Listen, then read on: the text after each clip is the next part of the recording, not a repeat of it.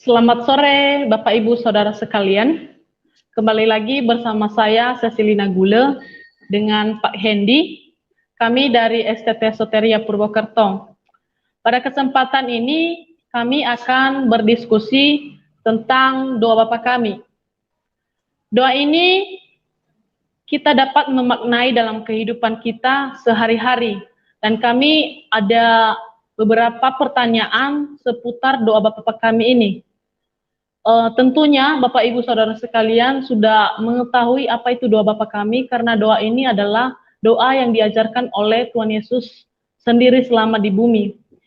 Isinya, dikuduskanlah namamu, datanglah kerajaanmu, jadilah kehendakmu di bumi seperti di surga, berikanlah kami pada hari ini makanan kami yang secukupnya, dan ampunilah kami akan kesalahan kami, seperti kami juga mengampuni orang yang bersalah kepada kami, dan janganlah membawa kami ke dalam pencobaan, tetapi lepaskanlah kami daripada yang jahat, karena Engkau yang mempunyai kerajaan dan kuasa dan kemuliaan sampai selama-lamanya. Amin. Pertanyaan ini adalah seputar pergumulan saya secara pribadi, dan mungkin Bapak Ibu juga memiliki pergumulan yang sama, bagaimana kita dapat memaknai doa Bapa kami ini. Baik, langsung saja. Halo Pak Hendy. Halo, Cecil. Saya mau bertanya Pak, agar lebih baik untuk memahami doa Bapa kami, bagaimana kita dapat membaginya? Oke, supaya lebih memahami struktur doa ini, Saint Philaret dari Moskow itu membagi menjadi 3 bagian ya, Cecil. Bagian yang pertama itu adalah di Matius 6 ayat yang ke-9. Dikatakan di situ, Bapa kami yang di surga. Itu adalah semacam invocations atau penyapaan ya kepada Allah. Kemudian dibagi menjadi 7 petitions atau 7 permohonan, antara lain yang tadi Cecil baca, yaitu dikuduskanlah namamu. Yang kedua, datanglah kerajaanmu. Yang ketiga, jadilah kehendakmu di bumi seperti di surga. Yang keempat, berikanlah kami pada hari ini makanan kami yang secukupnya. Yang kelima, ampunilah kami dari kesalahan kami, seperti kami mengampuni orang yang bersalah kepada kami. Kemudian yang keenam, janganlah membawa kami ke dalam pencobaan. Lalu yang ketujuh, lepaskanlah kami dari yang jahat. Itu 7 permohonan atau 7 petition. Kemudian yang terakhir adalah doxologi atau pemuliaan, ya, yaitu karena Engkaulah yang punya kerajaan dan kuasa dan kemuliaan sampai selama-lamanya. Amin. Nah, ini adalah pembagian dari doa Bapa kami. Jadi yang pertama adalah invocations, yang kedua ada 7 petitions, lalu yang ketiga adalah doxologi. Begitu, Cecil. Oh iya Pak. Oh, jadi kalau begitu, beranikah kita memanggil Allah itu Bapa? Oh ya, orang Kristen, orang percaya memanggil Allah itu dengan sebutan Bapa. Ya, mengapa? Karena inilah iman atau apa namanya kepercayaan kita, iman kita di dalam Kristus Yesus, dan juga oleh karena anugerah kita dilahirkan kembali menjadi anak-anak Allah, sehingga kita memanggil Allah itu dengan sebutan Bapa, sebab kita dilahirkan kembali menjadi anak-anaknya. Ya, kita bisa baca di dalam Yohanes 1 ayat 12 sampai 13. Yohanes 1 ayat 12 dan 13, mungkin Cecil bisa membacanya. Yohanes 1 ayat 12 dan 13. Tetapi semua orang yang menerimanya diberinya kuasa supaya menjadi anak-anak Allah, yaitu mereka yang percaya dalam namanya. Orang-orang yang diperanakan bukan dari darah atau dari daging, bukan pula secara jasmani oleh keinginan seorang laki-laki, melainkan dari Allah. Nah, ini jelas ya. Jadi kita memanggil Allah kita adalah Bapa, seperti yang diajarkan oleh Tuhan Yesus Kristus. Sebab kita oleh anugerahnya kita dilahirkan, diberi kuasa untuk menjadi anak-anak Allah. Diberinya kuasa itulah kita tuh diberi anugerah oleh Allah, dilahirkan kembali menjadi anak-anaknya, sehingga kita dikatakan di situ dilahirkan bukan dari keinginan daging atau darah, tetapi oleh Allah sendiri. Ya, kalau kita baca di dalam 1 Yohanes pasal 3 itu akan lebih jelas. Ya, Yohanes kembali mengulangnya di dalam 1 Yohanes 3, kalau kita baca di ayat yang ke 9, coba Cecil bisa membacakan. Ayat 9 itu. Iya. Terang yang sesungguhnya yang menerangi setiap orang. Sorry, Cecil. 1 Yohanes 3, surat 1 Yohanes 3 ayat yang ke-9. Ayat 9. Iya. Setiap orang yang lahir dari Allah tidak berbuat dosa lagi, sebab benih ilahi tetap ada di dalam dia, dan ia tidak dapat berbuat dosa karena ia lahir dari Allah. Jelas ya, ia lahir dari Allah. Iya. Kemudian 1 Yohanes 3 ayat 1. Lihatlah betapa besarnya kasih yang dikaruniakan Bapa kepada kita, sehingga kita disebut anak-anak Allah, dan memang kita adalah anak-anak Allah. Karena itu dunia tidak mengenal kita, sebab dunia tidak mengenal Dia. Iya, jelas ya. Oleh karena kasih besarnya, betapa besarnya kasih yang dianugerahkan Bapa kepada kita, kita disebut anak-anak Allah. Sehingga ketika kita datang menghampiri Allah, kita memanggilnya dengan sebutan Bapa, yaitu Allah kita, Bapanya Tuhan kita Yesus Kristus. Oke, Cecil. Mungkin pertanyaan yang lainnya? Saya ngerti, Pak. Oke, good. Berarti haruskah kita mengatakan Bapa bahkan ketika kita berdoa dengan sendirian? Iya. Jadi bukan hanya ketika doa di depan umum, tetapi ketika kita doa pribadi kepada Allah, kita juga memanggil Dia sebagai Bapa kita. Mengapa demikian, Pak? Saudara, karena alasan teologisnya tadi kita lahir dari Allah, ya. Lalu yang kedua adalah memang ini yang diajarkan oleh Kristus sendiri kepada kita, ya, memanggil Allah kepada Bapa, lalu kita bisa memohon, ya, hal-hal yang baik dari Dia, seperti kita memohon kepada orang tua kita, kepada Bapa dan Ibu kita. Nah, demikian juga orang-orang Kristen, ya, meminta segala hal yang baik dari Allah dengan sebutan Dia Bapa. Berarti Dia adalah sumber dari segala hal-hal yang baik, good things, charity, yaitu semua datang dari Allah. Sama seperti orang tua kita pasti memberikan yang terbaik kepada anak-anaknya, tidak mungkin memberikan yang jelek kepada anak-anaknya. Dan demikian juga ketika kita datang berdoa kepada Allah dengan Bapa, berarti kita memang mengharapkan hal-hal yang baik yang berasal dari Allah untuk kita nikmati dari Dia. Demikian, Cecil. Menarik ya, Pak. Iya. Mungkin ini pertanyaan yang dari kemarin saya tanyakan. Mengapa dalam doa kita katakan Bapa yang ada di dalam surga? Oh ya, ini di dalam teks Matius, Tuhan Yesus mengajarkan Bapa kami yang ada di dalam surga. Ini artinya ketika kita masuk ke dalam doa kita dengan menyebut Bapa, tetapi yang ada di dalam surga, ini artinya kita meninggalkan segala hal yang ada di dunia ini, yang fana ini, yang tidak kekal, yang bisa hancur ini. Tetapi ketika kita menyebut Bapa kami yang ada di surga, itu berarti pikiran kita, segenap hati dan jiwa kita itu memang naik kepada Dia, naik ke surga, ya.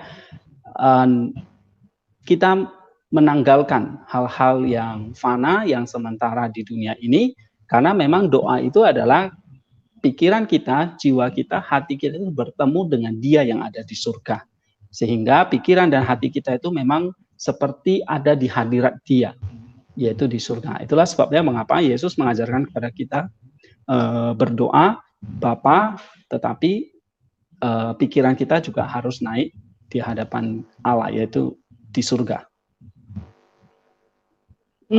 Apakah cukup jelas, Cecil? Iya. Ya berarti kalau kita sebutkan dalam doa Bapa kami, Bapa yang ada di dalam surga, berarti kita sedang memanjatkan hati kita, pikiran kita kepada Bapa kita yang ada di dalam surga, karena Dia juga sumber segala sesuatu. Iya, betul. Supaya ketika kita berdoa, segenap akal budi kita, jiwa kita itu memang juga ada di hadiratnya yang di surga. Jadi jangan kita berdoa mulut Bapa kami di surga, tetapi pikiran kita kemana-mana gitu. Nah, harus fokus naik kepada Dia yang ada di surga. Itulah sebabnya mengapa kalau kita menyebutkan Bapa kami yang di surga. Oke, Cecil. Iya, tapi bukankah nama Allah Bapa itu sangat kudus ya, Pak? Iya. Di Matius 6 tadi memang dikatakan, kita lihat kembali teksnya ya, dikuduskanlah namamu, berarti Allah, nama Allah itu sangat kudus. Sebab ya memang Allah itu adalah kudus, suci pada dirinya sendiri. Ya, mungkin saya bisa membantu saya baca Lukas 1 ayat 49. Ya, Lukas 1 ayat 49. 49. Karena yang Maha Kuasa telah melakukan perbuatan-perbuatan besar kepadaku dan namanya adalah kudus. Iya, betul. Jadi tidak diragukan lagi bahwa Allah itu kudus dan namanya adalah kudus. Kudus. Iya. Apakah masih sampai saat ini Dia masih suci ya, Pak? Ya, jelas ya, kekudusan Allah itu sifatnya kekal sampai selama-lamanya, dan makanya dikatakan dikuduskan namamu. Itu artinya kekudusan nama Allah itu juga harus menjadi bagian dari hidup kita, ya, bahwa kekudusannya, kekekalannya, ya, itu harus termanifestasi di dalam hidup kita. Jadi dikatakan dikuduskanlah namamu, artinya Allah yang kudus itu juga dinyatakan di dalam diri kita. Iya. Iya. Bagaimana kok sampai Ia masih suci ya? Oke, kekudusan nama Allah itu atau kesucian nama Allah itu supaya bisa dinyatakan di dalam diri kita, ya memang kita pertama harus memiliki pikiran, ya, hati yang diisi oleh Allah itu sendiri, sehingga hati kita dan seluruh hidup kita memancarkan kekudusan Allah. Sebab begitu kita ngomong dikuduskanlah namamu, itu artinya Allah yang kudus itu sudah menjadi bagian dari hati kita, hidup kita, ya, sehingga kita bisa memancarkan kekudusan hidup kita, kekudusan Allah itu, dan memuliakan Dia. Dan akhirnya orang-orang di sekitar kita bisa melihat bahwa Allah yang kita sembah itu adalah Allah yang kudus, dan mereka juga bisa memuliakan Allah. Ya, coba Cecil bisa tolong saya baca Matius 5 ayat 16. Matius 5. Demikianlah hendaknya terangmu bercahaya di depan orang, supaya mereka melihat perbuatanmu yang baik dan memuliakan Bapamu yang di surga. Iya. Jadi jelas ya, kalau dikuduskanlah namamu itu artinya apa? Kita punya satu tanggung jawab nih sebagai anak-anak Allah, yaitu menguduskan nama Allah melalui kehidupan kita, sehingga Allah yang dikuduskan itu memang terpancar keluar dari hidup kita, dan orang lain bisa melihat, dan akhirnya mereka juga memuliakan Allah. Seperti tadi yang Cecil baca di dalam Matius 5 ayat 16. Itu kira-kira arti mengapa kita berdoa dikuduskanlah namamu itu. Ini mengingatkan kita lagi bahwa oh ya, kita itu kudus, sebagai anak Allah itu kudus, dan dengan kekudusan yang kita jalani itu akhirnya kita memuliakan Allah, dan orang-orang juga memuliakan Allah melalui hidup kita. Oh iya. Oke. Berarti kalau kita mengatakan dikuduskanlah namamu, berarti nama Allah itu harus kudus melalui Betul. perbuatan kita, pikiran kita, hati kita. Jadi orang lain bisa melihat Allah melalui perbuatan kita ya Pak? Betul, betul sekali. Karakter-karakter kita sehari-hari. Iya. Baik. Ini ada pertanyaan saya lagi ya Pak. Apakah yang dimaksud kerajaan Allah dalam permohonan kedua doa Bapa kami? Ya, petisi yang kedua di situ dikatakan datanglah kerajaanmu ya. Kerajaan Allah ini artinya apa? Ini kita tidak boleh melihatnya secara physically karena ini adalah kerajaannya Allah. Berarti ini adalah the kingdom of grace, kerajaan anugerah itu sendiri. Ya, seperti yang oleh Rasul Paulus katakan di dalam Roma 14 ya, ayat 17. Mungkin saya bisa tolong saya. Roma 14 ayat 17.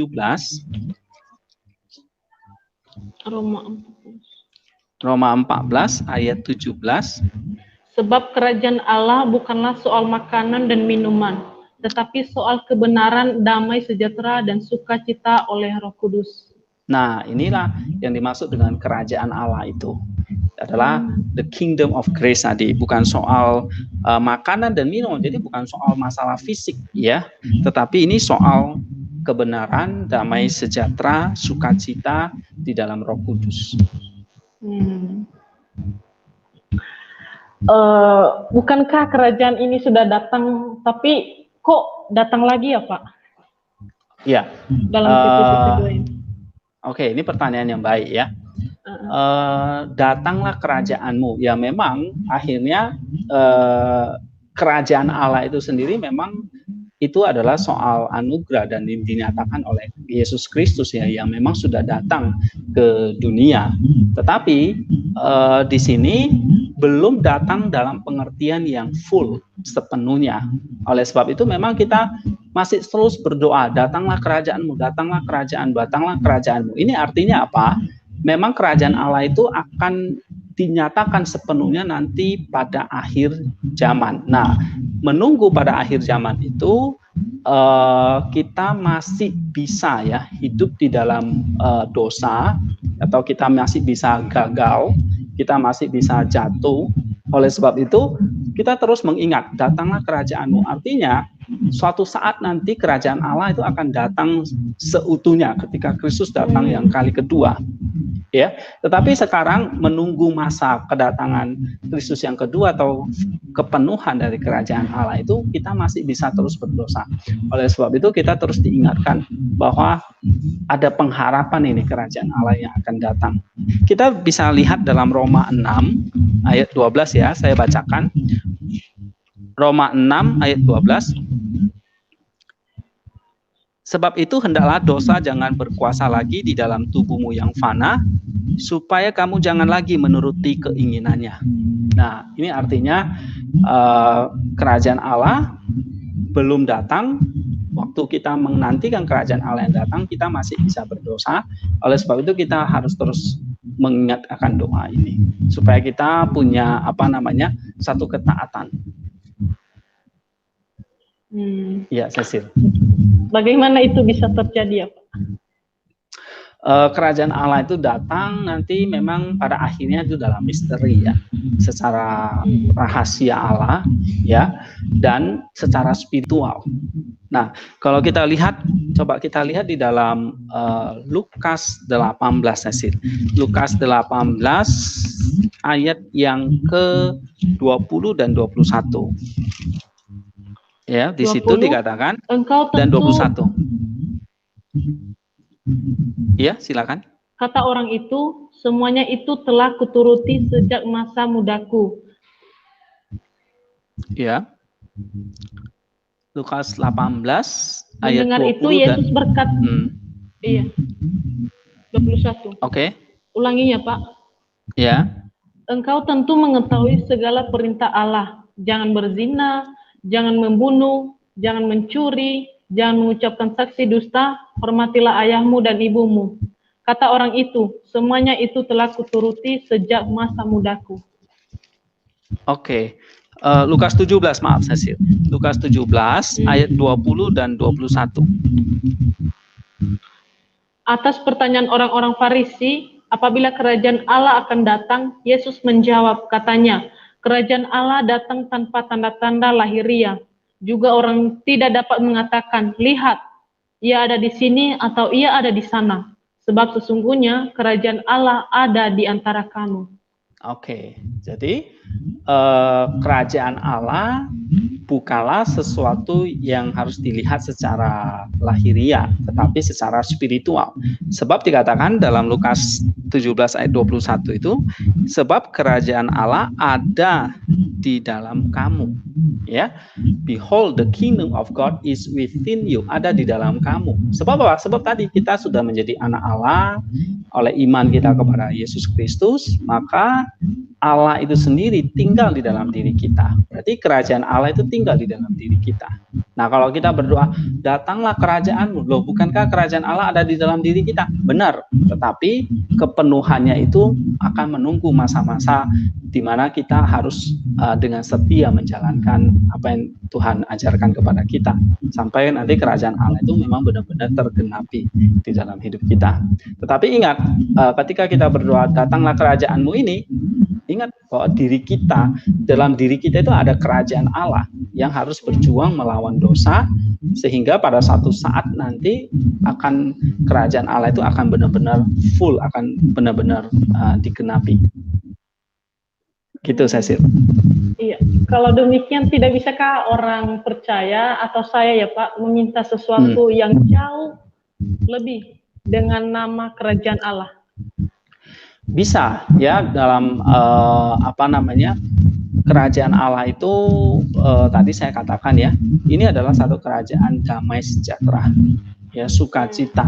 Nah, kita bisa meminta hal-hal yang memang mendatangkan sukacita, damai sejahtera, meminta hal-hal yang mendatangkan kita itu bisa melawan dosa tadi, ya, yang intinya meminta kita supaya semakin hari kita menjadi orang Kristen yang makin perfect, makin sempurna, ya, sama seperti apa yang menjadi pergumulan Rasul Paulus, ya. Kita baca dalam Filipi 1 ayat 23.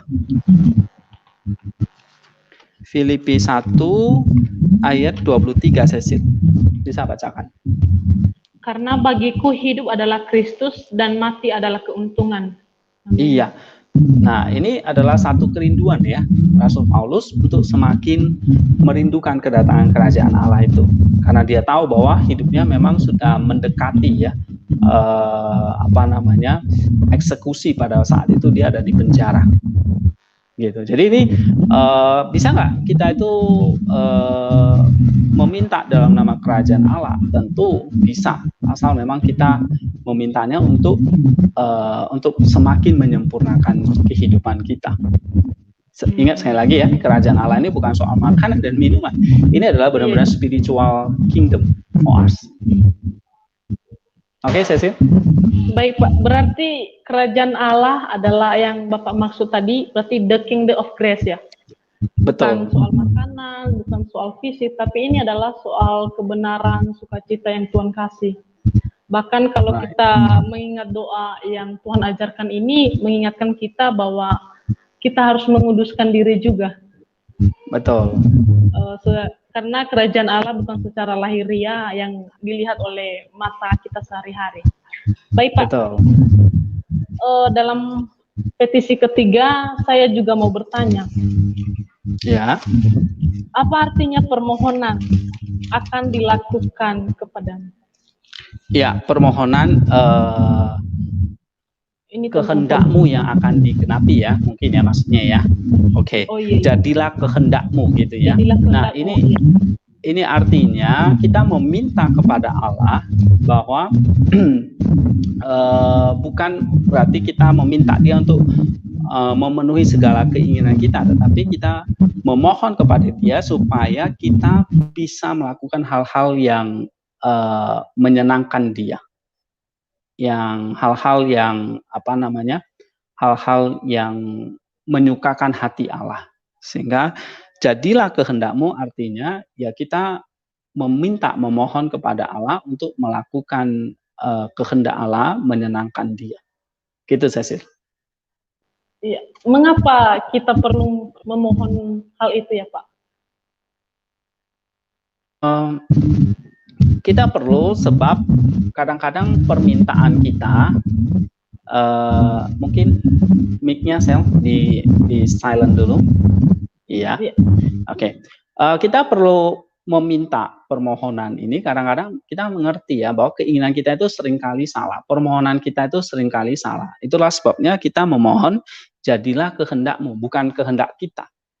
Ya, bukan kehendakku. Sebab kita seringkali punya kehendak yang salah, tetapi kita percaya bahwa Tuhan punya kehendak yang tidak mungkin salah di dalam hidup kita. Ya, bahwa mungkin apa yang kita inginkan tidak selamanya baik, tetapi apa yang menjadi kehendak Tuhan pasti selamanya itu baik.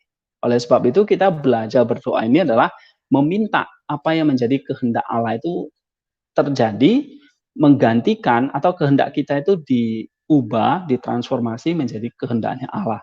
Sehingga yang kita lakukan adalah menyenangkan Dia, melakukan kehendak Allah, dan ini berarti kita menyenangkan Dia dan mengasihi Dia. Ya, nah kita bisa baca Cecil di dalam Efesus 3 ayat 20 dan 21.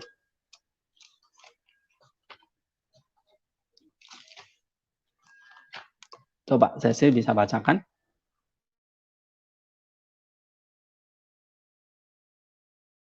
Satu. Cecil, mic-nya dinyalain, Cecil. Iya. Efesus 3 ayat 20 sampai 21.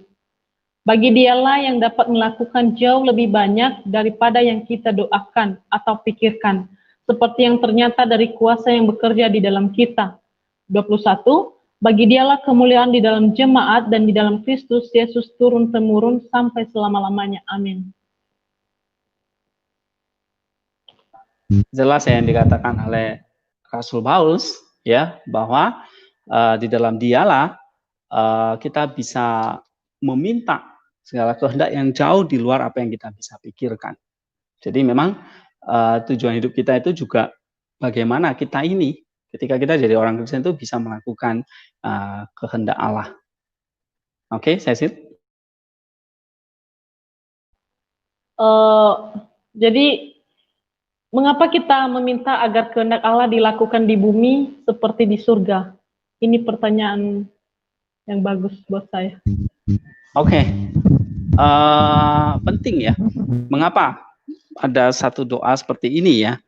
Jadilah kehendak-Mu seperti di surga seperti di bumi. Ya, karena kita tahu bahwa apa yang terjadi di surga, ya, yaitu ada para malaikat, ya, ada orang-orang, ada Kristus dan semua orang-orang kudus yang sudah mendahului kita, ya, itu adalah orang-orang yang selalu dalam keadaan yang mengasihi, menguduskan gitu ya. Dan kita itu diminta biar apa yang terjadi itu seperti di surga itu juga terjadi di dalam hati kita. Sebab gini, hati kita itu adalah kerajaan Allah, berarti hati kita itu juga merasakan damai ya. Ada koneksi dengan mereka yang ada di surga. Ada koneksi dengan Kristus. Sebab dengan iman itulah akhirnya menjadi jembatan antara kita dengan Kristus. Jadi apa yang terjadi di sana itu bukan berarti ini dunia di luar kita yang kita nggak ada hubungan dengan kita, enggak. Apa yang terjadi di sana justru terjadi di bumi ini. Sebab apa? Toh nantinya kita juga akan ke sana, begitu. Contohnya misalnya paling jelas itu adalah ibadah. Nah, ibadah itu seperti surga yang ada di bumi, gitu. Ya, jadi kalau kita meminta jadilah kehendak-Mu di bumi seperti yang ada di surga. Jadi kita meminta bahwa semua hal yang baik, ya, kehendak Allah tadi, persekutuan antara kita dengan Kristus itu benar-benar terjadi di dalam hidup kita, di dalam hati kita yang ada kerajaan Allah itu. Nah, baru dari situ nanti kita akan punya satu kehidupan yang baik dengan sesama kita. Jadi memang hubungan kita dengan Allah itu mesti beres dulu. Relasi kita dengan Allah mesti beres, punya relasi yang baik dengan Allah, dalam persekutuannya, dalam doa dan sebagainya itu, ya, kita merasakan kerajaan Allah itu benar-benar hadir, damai sejahtera, sukacita tadi ya di dalam Roh Kudus. Nah, itu baru nanti akan terpancar keluar dengan relasi kita. Ya, demikian, Cecil. Berarti kalau kita mengatakan dalam doa Bapa kami, terjadilah yang kamu kehendaki. Berarti segala hal yang baik akan terjadi dalam kehidupan kita. Karena kita harus juga mengetahui bahwa kita harus memperbaiki dulu hubungan kita dengan Allah, baru hubungan kita dengan sesama. Sangat bagus, Pak. Dalam petisi keempat ini, saya ada pertanyaan lagi. Apakah yang dimaksud dengan roti untuk penghidupan yang Tuhan maksud? Iya, di sini bahasa aslinya memang roti ya, gitu. Kalau kita lihat ya bahasa Yunaninya di sana itu makanan ya, artinya ini memang makanan atau roti ya bagi kita. Tapi ini adalah roti yang menghidupkan kita, baik itu secara roh dan jiwa kita di sini. Jadi memang secara jasmani kita membutuhkan roti atau makanan untuk menghidupi yang fisik ini. Tetapi sekaligus ini juga adalah roti untuk menghidupi yang spiritual kita. Jadi dua-duanya saya kira ya. Kita perlu memohon kepada Allah karena kita adalah manusia yang seutuhnya yang terdiri dari roh dan jasmani. Jadi kita perlu makanan bagi roh kita dan juga makanan bagi tubuh kita. Itu artinya roti di sini, Cecil. Oke. Dengan pemikiran apa kita harus memohon kepada Tuhan roti yang Bapak maksud ini?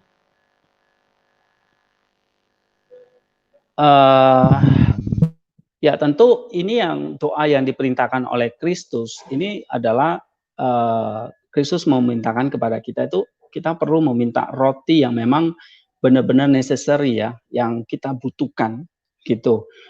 Seperti tubuh membutuhkan pakaian, perlindungan, ya tempat tinggal gitu. Nah begitu juga dengan roti ini. Roti ini ya atau makanan ini ya dan ini disediakan ya oleh Allah sendiri sebab memang Allah adalah pencipta akan segala sesuatu dan kita tahu makanan bagi tubuh kita berasal dari alam sebab ya memang tubuh kita diciptakan dari alam dan alam itu berasal dari Allah sendiri sedangkan roh kita berasal dari roh Dia yaitu nafasnya Allah yang ada dalam diri kita ya sehingga makanan kita makanan roh itu juga berasal dari Allah sendiri. Jadi di sini adalah kita memang diajarkan untuk memohon untuk roti bagi roh dan jiwa kita ini artinya supaya kita tuh mengingat ya mengucap syukur kepada Allah bahwa segala sesuatu makanan itu berasal dari Dia dan kita harusnya puas dengan apa yang Tuhan berikan kepada kita. Demikian Cecil. Oke Pak, kalau begitu mungkin ini pertanyaan dari berapa bulan yang lalu sih ketika saya juga membahas tentang doa Bapak kami ini. Jadi pertanyaannya begini, mengapa kita diarahkan untuk meminta roti untuk nafkah hanya untuk sehari? Hari ini. Iya, ya menarik ya bahwa dikatakan berikanlah kami roti yang menghidupkan ini untuk hari ini. Nah ini ada penekanannya kata hari ini. Ini mengajarkan kepada kita bahwa tadi ya Allah itu sumber berkat dari segala sesuatu. Ya jadi kita nggak perlu khawatir akan kehilangan makanan karena Dia adalah sumber berkatnya dan Allah itu tidak akan pernah berkekurangan memberikan kita banyak berkat. Lalu yang kedua adalah supaya kita tidak khawatir ya atau tidak meragukan akan pemeliharaan Allah untuk hari esok dan seterusnya. Jadi kita diajar memang benar-benar trust, percaya kepada Dia yang menjadi sumber dari segala penghidupan kita. Jadi tidak khawatir tentang akan hal-hal yang akan datang gitu ya. Nah, saya mungkin bisa baca dalam Matius 6 ayat 34. Ya, di situ Yesus juga menjelaskan ya. Dalam Matius 6 ayat 34.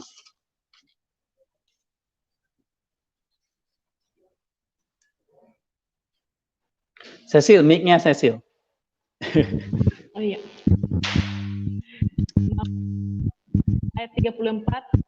Sebab itu janganlah kamu khawatir akan hari esok, karena hari esok mempunyai kesusahannya sendiri. Kesusahan sehari cukuplah untuk sehari. Mantap. Ya, itu maksudnya, mintalah roti hanya untuk hari ini.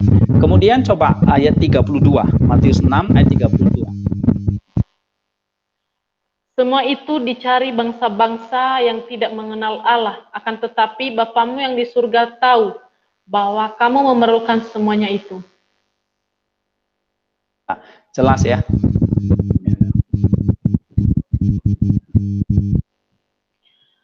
Baik Pak, tidak bisakah kita berharap lebih jauh pada roti penghidupan kita? Oke, tadi seperti yang saya katakan, manusia itu terdiri dari tubuh dan roh, gitu ya. Dan tentu substansi dari roh kita itu jauh lebih excellence ya ketimbang tubuh kita.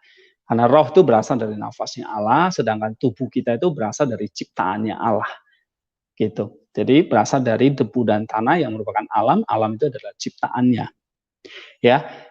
Sehingga di sini yang kita utamakan memang adalah kita harus mencari apa yang menjadi makanan bagi jiwa kita tersebut atau roh kita. Ya, tapi tanpa kita juga mengabaikan apa yang menjadi makanan bagi jasmani kita. Tetapi kita harus mengutamakan apa yang menjadi makanan bagi jiwa kita, ya. Sebab memang tanpa itu akhirnya ya kan nanti kita akan dikuasai oleh hawa nafsu, nafsu kedagingan ya. Dan itu akhirnya juga membahayakan bagi jiwa kita sendiri. Ya, banyak orang yang tidak menyadari ini bahwa hidup hanya untuk hal-hal pemuasan kebutuhan jasmani, tetapi dia lupa ya dengan kebutuhan rohaninya. Nah, saudara-saudara, kita harus cari keduanya dengan seimbang ya, karena memang itu adalah Tuhan ciptakan. Tetapi di sini adalah yang diutamakan, yang diajarkan oleh doa Bapa kami di sini adalah kita harus mengutamakan, mencari apa yang menjadi makanan bagi jiwa kita. Demikian, Cecil. Iya Pak. Tadi Bapak barusan katakan kalau kita harus mencari makanan bagi jiwa. Nah, pertanyaan saya, apa makanan bagi jiwa kita sebagai manusia? Ya, tentu kita percaya ya bahwa Tuhan yang memerintahkan, carilah makanan bagi jiwamu dan tubuhmu. Pasti Tuhan itu menyediakan semuanya. Ya, makanan bagi jasmani semua ada Tuhan sediakan di dalam alam ini, alam kehidupan ini, ya. Tetapi makanan bagi jiwa itu adalah tubuh dan darah Yesus sendiri, ya. Firman Allah, tubuh dan darah Kristus sendiri. Kita bisa lihat ya di dalam Matius 4 ayat yang keempat. Mungkin Cecil bisa bacakan Matius 4 ayat keempat. Matius 4 ayat yang keempat. Tetapi Yesus menjawab, ada tertulis, manusia hidup bukan dari roti saja, tetapi dari setiap firman yang keluar dari mulut Allah. Jadi makanan bagi jiwa itu adalah firman yang keluar dari mulut Allah, yaitu firman Allah sendiri yang sekarang berinkarnasi jadi manusia, yaitu Yesus Kristus. Yesus sendirilah menjadi makanan bagi jiwa kita. Mengerti ya? Nah, sekarang apa yang diajarkan oleh Yesus, firman-Nya tertulis di dalam kitab suci, dan itulah yang menjadi makanan bagi jiwa kita. Itu yang Tuhan sediakan, yaitu Alkitab atau Bible ini sendiri. Kemudian kita lihat juga Yohanes 6 ayat 55. Bisa bacakan, Cecil. Yohanes 6 ayat 4. Yohanes 6 ayat 55, Cecil. Sebab dagingku adalah benar-benar makanan dan darahku adalah benar-benar minuman. Jadi jelas ya, yang disebut dengan berikanlah aku hari ini makanan atau roti yang secukupnya. Itu artinya Tuhan menyediakan Kristus, tubuh dan darahnya untuk kita. Itulah menjadi makanan bagi roh kita. Demikian Cecil. Oh iya, menarik ya Pak, karena tadi Bapak sempat singgung tentang firman. Bisa kita lihat dalam Alkitab yang sudah tertulis sampai sekarang ini. Berarti kalau kita juga akan haus akan Dia, kita bisa membuka Alkitab itu sehari-hari untuk makanan bagi jiwa kita. Dan tentunya firman-Nya berkata, firman adalah untuk menegur, bermanfaat untuk menegur, menyatakan kesalahan, memperbaiki kelakuan. Terima kasih Pak. Dalam petisi kelima ini, saya juga bertanya lagi. Hutang apa yang dimaksud dalam doa Bapa kami? Dalam petisi yang kelima tadi.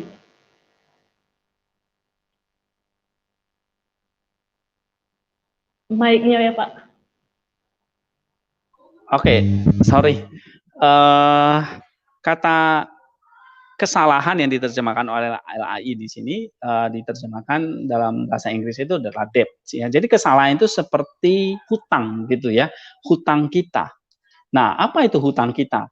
Yaitu dosa-dosa kita, saya sini.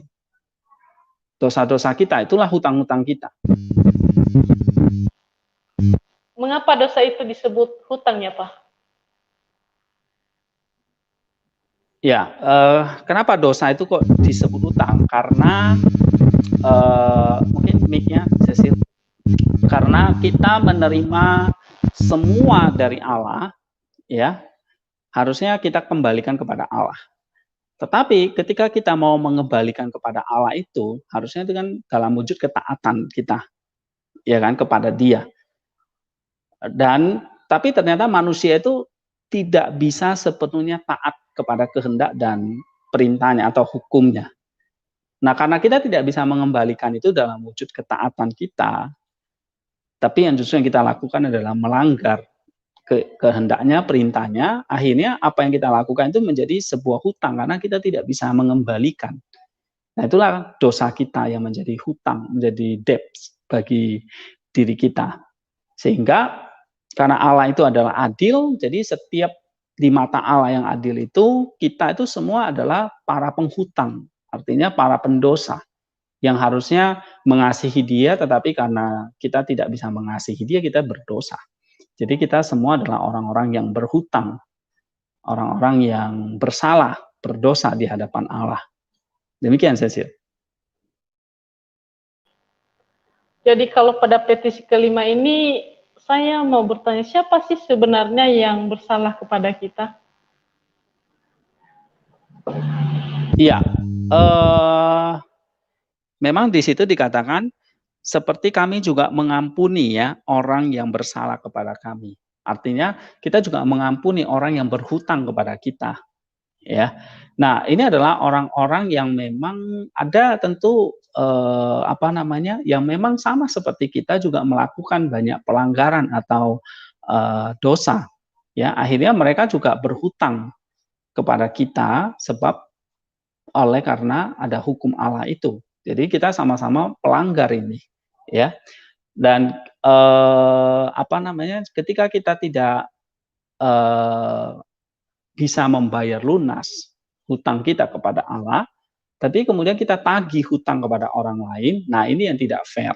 Jadi di sini Tuhan meminta kita untuk juga mengampuni ya orang yang bersalah kepada kita, karena kita sendiri adalah penghutang yang diampuni, yang dihapuskan hutangnya oleh Kristus, sehingga kita juga harusnya menghapuskan hutang yang berhutang kepada kita, dalam hal ini kesalahan-kesalahan mereka. Begitu, Cecil. Baik Pak, tadi Bapak sempat singgung tentang keadilan Tuhan. Nah, saya mau bertanya nih, jika Tuhan adil, bagaimana hutang kita bisa diampuni? Ya, tentu melalui mediasi, ya, atau penebusan. Itulah makanya di dalam konsep keselamatan Kristen, keselamatan itu adalah adalah penebusan. Kenapa? Karena tadi kita yang berdosa itu terhutang, lalu kalau namanya hutang itu kan harus dibayar, gitu loh, ya, harus ditebus. Nah, yang menjadi penebus bukan manusia sendiri, karena kita dan orang lain semua bersalah. Makanya di dalam Matius 6 itu dikatakan, ampunilah kami, ya, karena kita bersalah. Tapi kita juga mengampuni orang lain. Artinya orang lain juga bersalah. Nah, ini menunjukkan bahwa kita dan semua orang itu adalah orang-orang yang berhutang atau bersalah. Sehingga tidak ada seorang pun di dunia ini yang tidak ada hutang. Semuanya berhutang, karena semuanya berdosa. Sehingga tidak ada sesama kita atau manusia ini yang bisa menyelamatkan. Nah, bagaimana kita bisa dibebaskan dari hutang ini? Hanya melalui Yesus Kristus, ya, melalui mediasi Dia, menjadi pengantara kita, antara kita dengan Allah.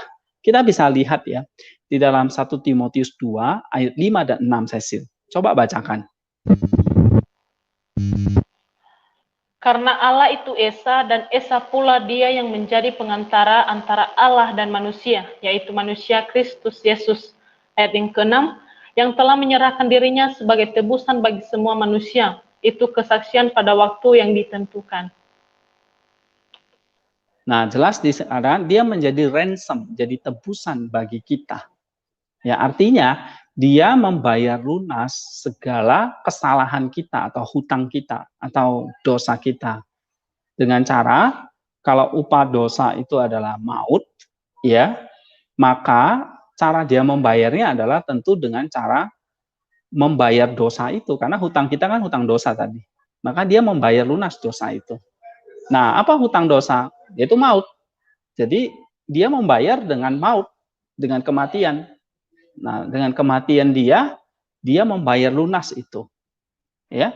Tetapi kalau Kristus itu mati lalu tidak bangkit, apakah hutang kita terbayar lunas? Ya enggak. Berarti Dia juga sama-sama orang berdosa lalu mati gitu. Tetapi Dia itu bangkit pada hari yang ketiga. Nah, itu artinya apa?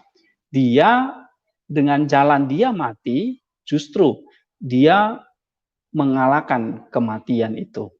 Dengan menunjukkan Dia bangkit dari kematian. Nah, ketika Dia bangkit dari kematian, maka maut atau upah dosa tadi, hutang tadi itu terbayarkan. Karena Dia sudah mati membayar hutang dosa kita, dan sekaligus Dia bangkit. Kematiannya masuk ke dalam alam maut untuk menghancurkan iblis, alam maut itu sendiri, ya, dan akhirnya memberikan kita kehidupan. Jadi kita bukan hanya sekedar ditebus balik, ya, tetapi kita kembali menjadi milik Allah. Nah, menjadi anak Allah artinya kita kembali memiliki kehidupan karena Kristus yang menebus kita. Kira-kira itu, Cecil.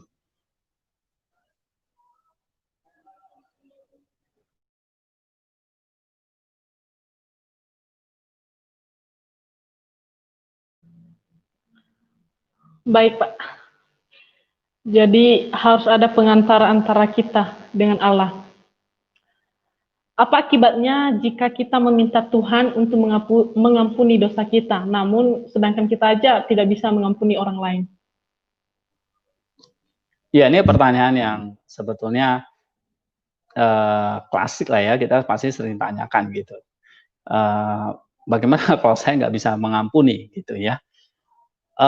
Coba kita lihat dah Matius 6 ayat 14 dan 15. Bisa bacakan, Cecil?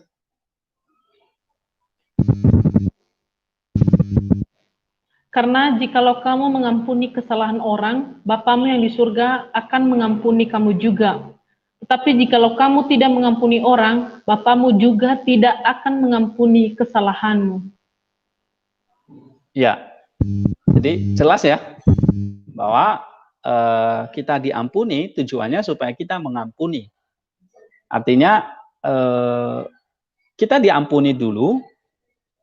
Kenapa kita diampuni dulu? Ya supaya kita punya kekuatan untuk mengampuni. Sebab ketika kita diampuni, kita itu mengalami kasih Allah sebetulnya. Yang tadinya saya sudah terhutang, saya nggak bisa membayar, ya kan? Kita harusnya membayarnya dengan ketaatan kita, tapi karena kita nggak bisa, jadi hutang kita nggak pernah lunas. Nah, oleh ada Kristus yang sudah melunasinya, jadi ketika hutang itu dibebaskan, nah kita juga punya satu kewajiban untuk membagikan akan berita sukacita ini. Bahwa kita sudah terbebas dari hutang, kita harus bagikan. Oh, ada satu orang ini yang membebaskan kamu dari hutang. Siapa? Yaitu Yesus Kristus. Nah, bagaimana orang itu bisa terima Yesus kalau kita tuh nggak menjadi contoh buat dia?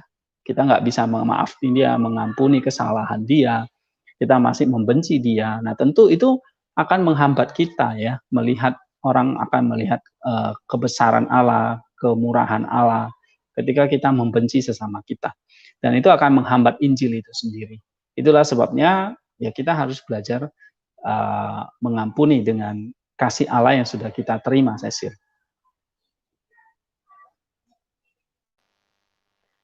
Baik, Pak. Jadi kita harus mengampuni. Tapi mengapa Tuhan tidak akan mengampuni kita jika kita tidak mengampuni orang lain? Saya bertanya banget ini.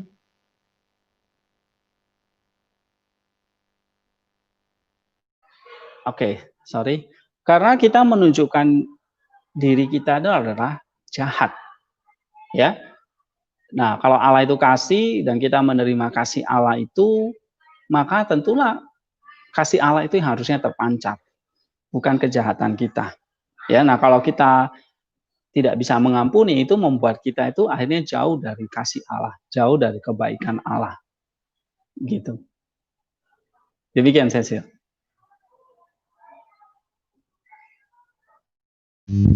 Sangat menarik, Pak.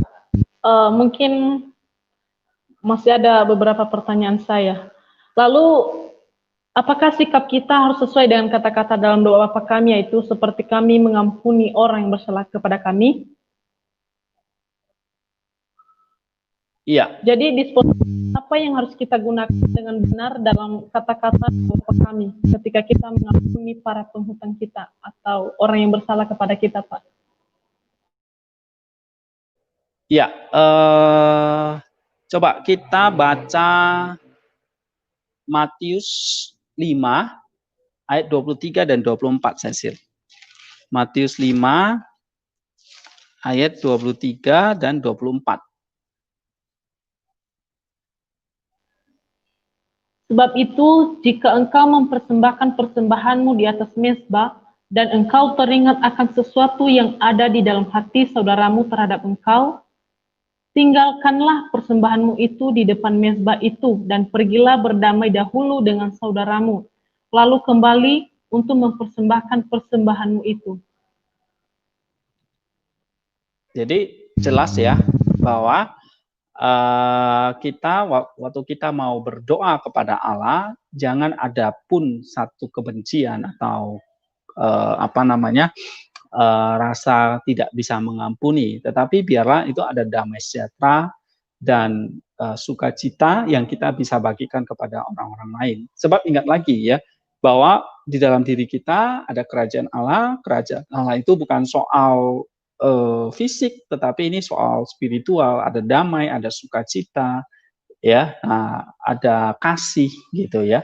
Nah, sehingga kalau lucu ya, kalau kita ada meminta Allah yang mengampuni, maha pengampun, damai, sukacita, tapi sendiri kita nggak merasa damai, sukacita, maka seperti kata Matius 5 ayat 23-24 itu kita tidak bisa datang menghampiri Allah. Gitu, Cecil. Itulah sebabnya mengapa kita datang menghampiri Allah harus dengan hati yang damai, sukacita. Sebab ya kerajaan Allah ya seperti itu.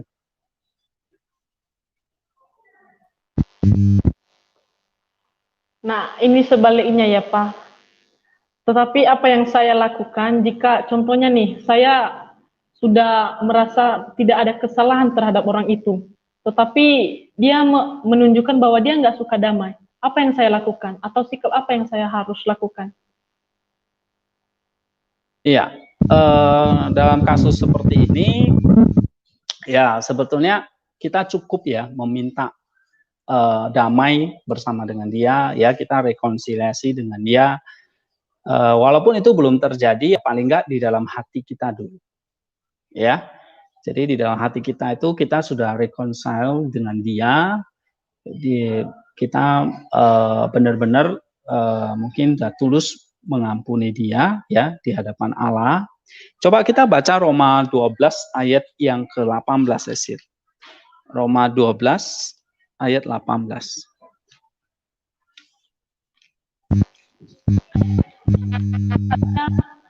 Hal itu bergantung padamu, hiduplah dalam perdamaian dengan semua orang. Jelas ya, bahwa firman Tuhan mengingatkan kita untuk hidup damai dengan semua orang. Berarti memang tidak ada kebencian, tidak ada hatred, ya, tidak ada kedengkian di dalam hati ini. Oke, ini pentingnya kuasanya doa Bapa kami ini ya. Oke, Cecil, ada pertanyaan lain nggak? Pada petisi yang ke-6, saya mau bertanya, Pak, apa yang dimaksud dalam doa Bapa kami tentang pencobaan? Mungkin ini semua orang juga bertanya.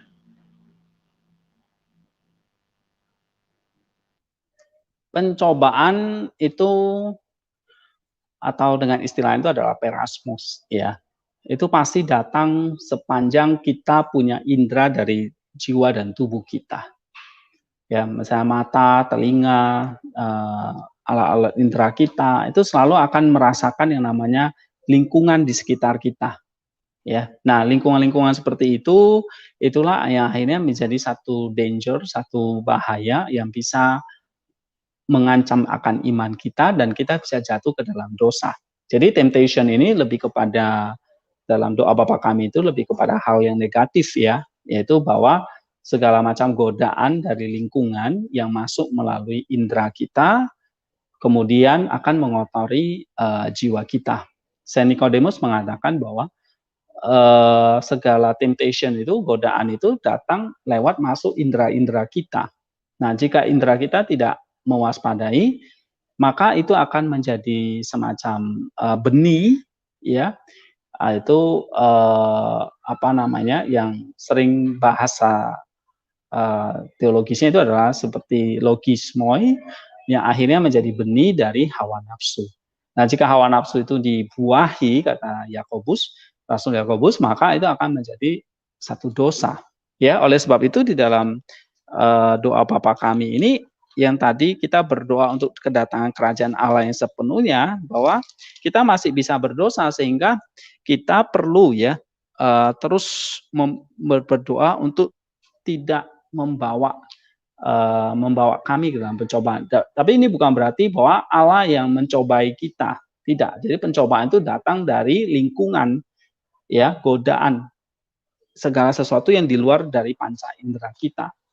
Dan memang itu bisa dari berbagai macam media di dunia ini, yang kata Rasul Paulus bahwa perjuangan kita itu bukan lawan darah dan daging sendiri, tapi lawan penguasa-penguasa, roh-roh jahat di udara, semua kekuatan dunia ini yang akhirnya bisa memakai siapa saja, media apa saja, pokoknya yang di luar sensis kita itu akan masuk dan itu bisa menjadi cobaan dan bisa menjadi hasilkan dosa. Demikian, Cecil. Iya, Pak. Berarti apa yang kita minta dalam doa, kata-kata doa ini, jangan sampai kita masuk dalam pencobaan.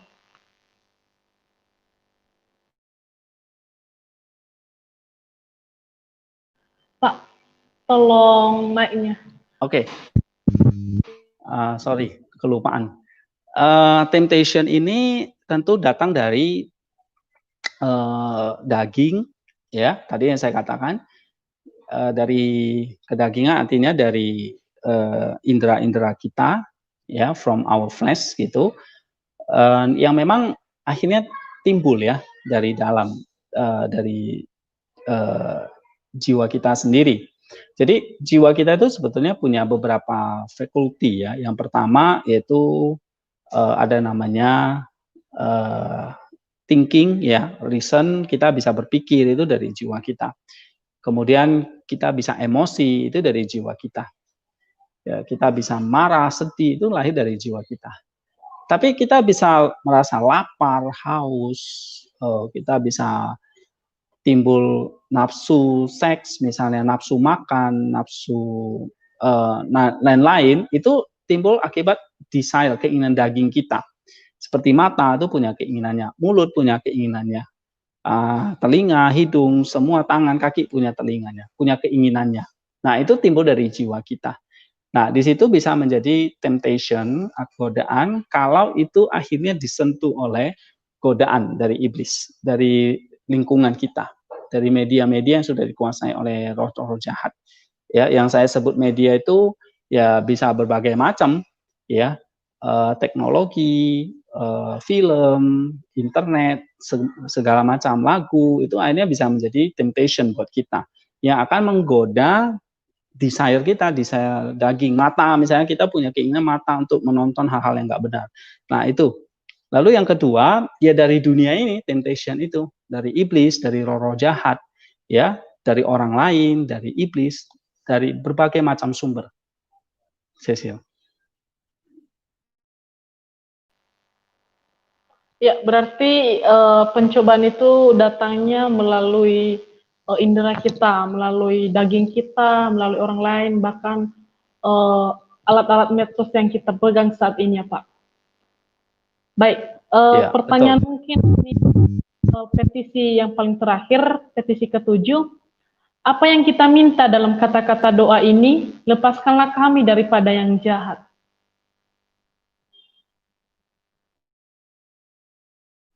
Kita meminta Allah melepaskan kita dari yang jahat. Ini artinya bahwa memang Allah tidak pernah mencobai siapapun, tapi justru jadi pelepasan kita, ya, pembebasan kita dari segala hal yang jahat. Tentu hal yang jahat itu tadi, Tuhan, iblis itu tidak bisa mengambil, membuat kita jatuh ke dalam dosa kalau free will kita itu tidak mau. Ya, tetapi kalau free will kita, kehendak bebas kita itu mau, maka kita akan jatuh. Nah, iblis dia hanya menyediakan circumstancesnya loh, lingkungannya buat kita. Maka dosa itu sebetulnya enak gitu loh. Karena dia menyediakan hal-hal yang enak bagi kita, supaya kita lalai, hanya kita tergoda dan sebagainya. Nah, tetapi kita harus di dalam kesadaran ya, bahwa kita gampang jatuh di dalam dosa, tapi kita harus ingat, ada Allah sang pembebas, ada free will kita, ya, dalam memohon doa ini. Sehingga ini adalah doa-doa sehari-hari yang memang kita harus panjatkan supaya kita terus mengingatkan diri kita. Kita meminta Allah untuk membebaskan kita dari segala macam kejahatan ini. Ya, kalau kita bisa baca nanti dalam 1 Yohanes 5 ayat 19 ya. Kita bisa memohon seperti itu, ya. Dan kita tahu bahwa kelicikan dari si iblis itu luar biasa.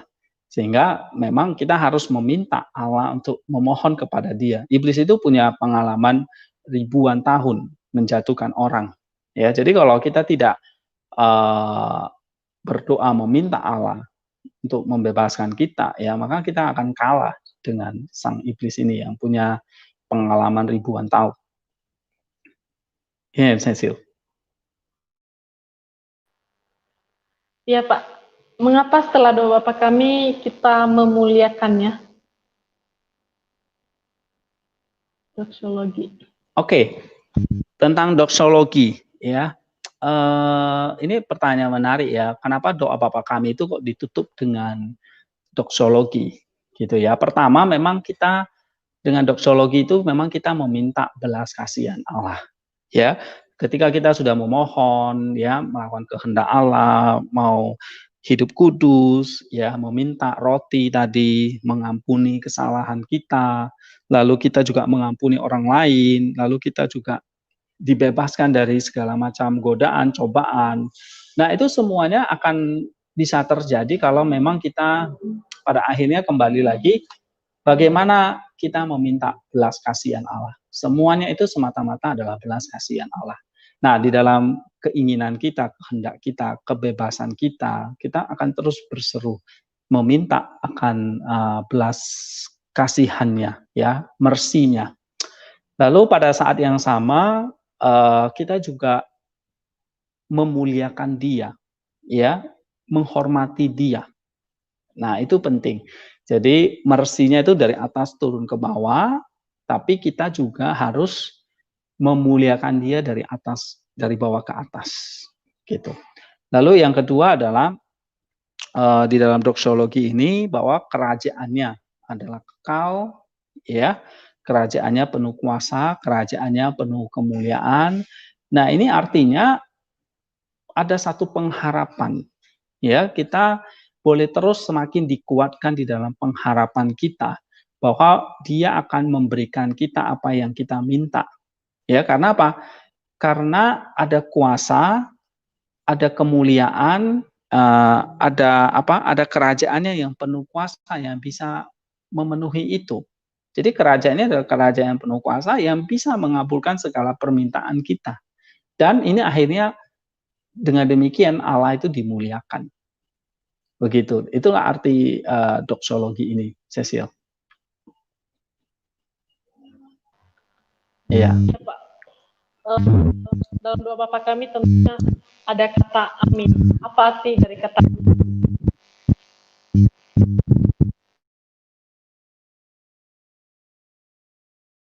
Amin itu ya berarti memang kita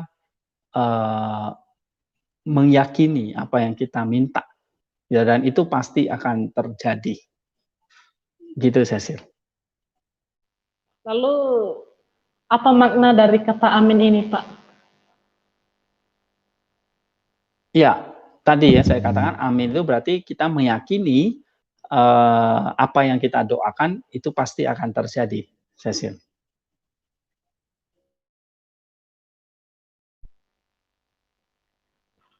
Ya, terima kasih Pak Hendy telah panjang lebar menjelaskan seputar doa Bapa kami. Sangat menarik tentang doa Bapa kami ini, ada banyak hal yang saya dapatkan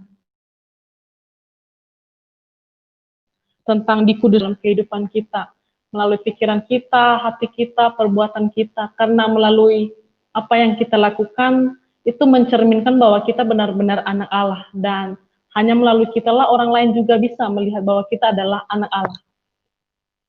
Dan kita juga harus terus-menerus mengingat doa ini, supaya kita juga meminta terus belas kasihan daripada Tuhan, karena hanya di dalam kerajaannya Allah ada sumber segala sesuatu, baik secara jasmani maupun rohani. Dan memang harus ada pribadi, yaitu Yesus Kristus yang menjadi pengantara kita, antara kita dengan Allah, sehingga kita juga bisa dibebaskan dari dosa dan maut. Dan kenapa? Karena kita punya pengharapan akan Allah melalui Yesus Kristus itu sendiri. Karena kita harus juga harus memanifestasi apa yang Tuhan kasih melalui Alkitab. Kita terus-menerus membaca Alkitab karena kita juga percaya bahwa Alkitab itu adalah firman Allah yang hidup. Terima kasih Pak dari beberapa pengajaran yang Pak Hendy ajarkan ini atau bagikan ini, saya benar-benar tersentuh, dan supaya juga Bapak Ibu saudara sekalian juga bisa merasakan apa makna daripada doa Bapa kami ini yang sudah Tuhan ajarkan dari 2000 tahun yang lalu selama Ia di bumi, dan sampai sekarang kita bisa memaknai dalam kehidupan kita sehari-hari. Mungkin itu yang bisa kami bagikan dari saya, Cecilina Gule, dan Pak Hendy. Semoga kita diberkati selalu. Tuhan memberkati, sampai jumpa lain waktu. Dadah.